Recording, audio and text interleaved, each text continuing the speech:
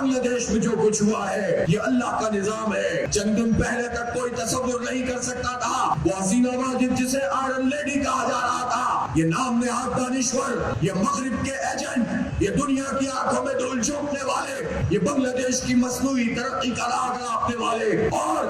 جو اس بات پر خوش ہوتے تھے کہ شیخ مجیب کی فلم بھارت نے بنا دی ہے. شیخ مجیب کو وہ مقام دے رہے تھے جیسے ان کے والد محترم شیخ مجیب ہو، اور وہ سارے کے سارے جو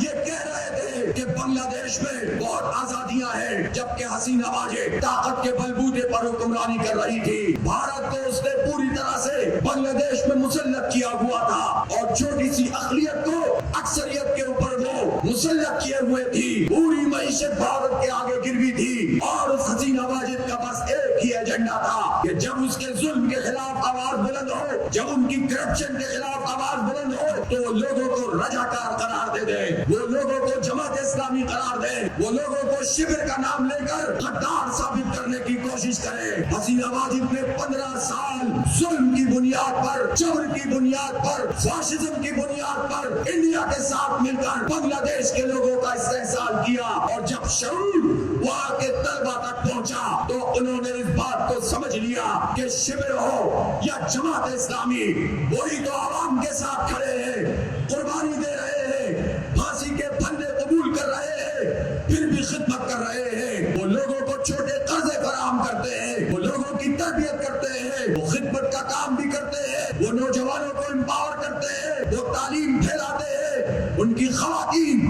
گلی گلی محلے محلے پہنچ کر لوگوں کو اپنے ساتھ ملا کر ہر فیلڈ میں آگے بڑھاتی ہے. تو بنگلہ دیش کے عوام نے اس جھوٹے، اس پروپیگنڈے کو مسترد کر دیا، اور آج پوری قوم نعرہ لگا رہی ہے کہ تم کون اور میں کون، ریاکار ریاکار. اور انہوں نے اس بات کو جو گالی بنا کر پیش کیا تھا وہی حسینہ واجد کے اوپر الٹ دیا، فرار ہو گئی، اور فسطائیت کا 15 سالہ راج ختم ہو گیا ہے.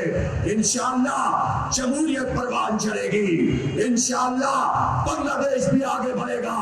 پاکستان بھی آگے بڑھے گا. جہاں جہاں پر مسلمان موجود ہے، باضمیر انسان موجود ہے، ان تالے آزماؤں سے جان چھڑائیں گے،